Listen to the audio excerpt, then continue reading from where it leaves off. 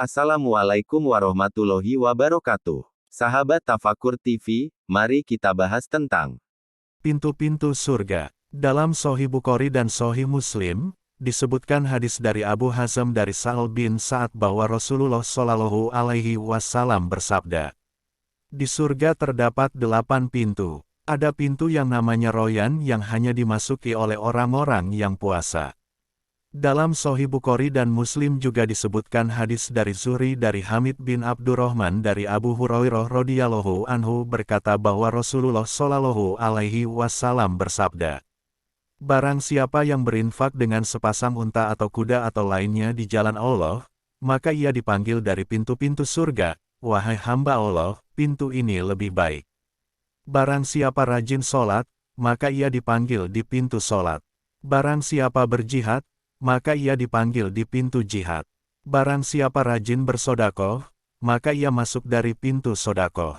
Dan barang siapa puasa, maka ia dipanggil di pintu Ar-Royan. Abu Bakar berkata, wahai Rasulullah, apakah setiap orang dipanggil dari pintu-pintu tersebut? Adakah orang yang dipanggil dari kesemua pintu tersebut? Rasulullah Shallallahu Alaihi Wasallam menjawab, ya, dan aku berharap bahwa engkau termasuk dari mereka. Dalam Sahih Muslim disebutkan hadis dari Umar bin Khattab radhiyallahu anhu bahwa Rasulullah Shallallahu Alaihi Wasallam bersabda, siapa di antara kalian yang berwudu kemudian menyempurnakan wudunya lalu membaca, Asyhadu alla ilaha illallahu wahdanu la syarikalahu wa asyhadu anna Muhammadan abduhu wa rasuluhu, saya bersaksi bahwa tidak ada Tuhan yang berhak disembah melainkan Allah saja dan tidak ada sekutu baginya dan saya bahwa Muhammad adalah hambanya dan utusannya, melainkan dibukakan baginya pintu-pintu surga yang berjumlah 8 dan ia masuk dari mana saja ia sukai. Luas pintu surga. Dari Abu Hurairah radhiyallahu anhu yang berkata, dihidangkan semangkok roti yang dimasak dengan daging kepada Rasulullah Shallallahu Alaihi Wasallam. Beliau mengambil lengan kambing yang beliau gemari. Beliau menggigit lengan kambing tersebut sambil mengatakan, aku adalah pemimpin manusia pada hari kiamat. Lalu beliau menggigit daging untuk yang kedua kalinya dan berkata, aku adalah pemimpin manusia pada hari kiamat. Ketika beliau melihat tidak ada sahabatnya yang bertanya kepadanya, beliau berkata, kenapa kalian tidak bertanya, bagaimana hal tersebut terjadi? Para sahabat berkata, bagaimana hal tersebut terjadi wahai Rasulullah?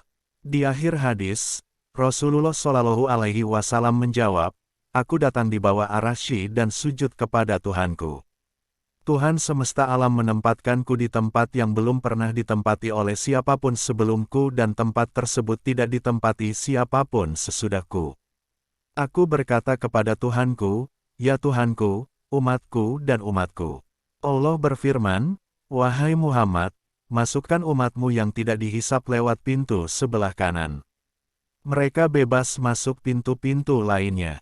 Rasulullah Shallallahu Alaihi Wasallam bersabda, demi Muhammad yang jiwanya ada di tangannya, jarak antara dua daun pintu surga adalah seperti Makkah dan Hajar, atau Hajar dan Makkah. Hadis riwayat Bukhari, Ahmad dan Abu Uwanah. Dalam redaksi lain, antara Makkah dan Hajar, atau Makkah dan Busro. Hadis ini kesohihannya disepakati pakar hadis. Dalam riwayat selain Sahih Bukhari dengan menggunakan redaksi bahasa, sesungguhnya antara dua lengan pintu surga adalah seperti jarak Makkah dan Hajar. Khalid bin Umar al-Atwi berkata, Utbah bin Ghazwan pernah berkhutbah di depan kami. Ia memuji Allah lalu berkata, setelah itu, sesungguhnya dunia ini tidak lama lagi menghembuskan nafas terakhirnya dan pergi. Tidak ada yang tersisa kecuali sisa air yang ada dalam teko yang dituangkan ke dalam gelas oleh pemilik. Sesungguhnya kalian akan pindah daripadanya menuju tempat yang abadi, maka pindahlah dengan cara yang baik. Sungguh telah diberitahukan kepada kita bahwa jarak antara pintu surga satu dengan pintu lainnya adalah sejauh perjalanan 40 tahun dan pasti datang kepadanya suatu hari di mana ia dalam keadaan penuh sesak.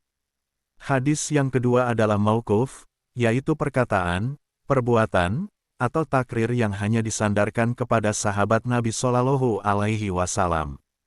Sedang yang pertama adalah marfu, yaitu hadis yang disandarkan kepada Nabi Shallallahu Alaihi Wasallam.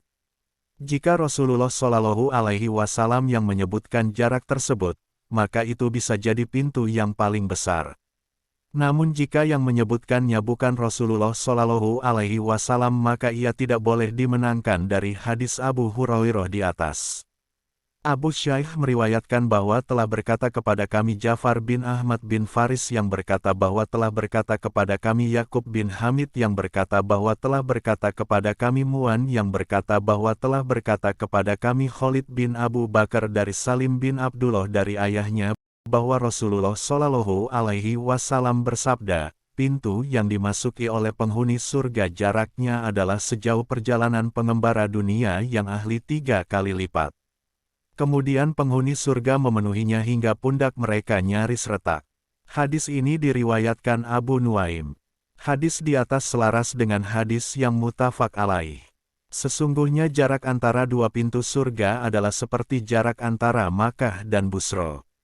Pengembara dunia ahli adalah yang jalannya cepat, mengarungi perjalanan siang dan malam tanpa kenal lelah. Ia menempuh perjalanan sejauh itu atau perjalanan yang lebih dekat. Kesimpulannya bahwa hadis yang sahih, marfu, kepada Rasulullah Shallallahu Alaihi Wasallam dan sempurna serta bebas dari cacat adalah hadis riwayat Abu Hurairah yang kesohihannya disepakati pakar hadis. Terima kasih telah menonton video ini. Semoga Allah Subhanahu wa Ta'ala memberikan keberkahan atas waktu yang kita jalani. Wassalamualaikum warahmatullahi wabarakatuh.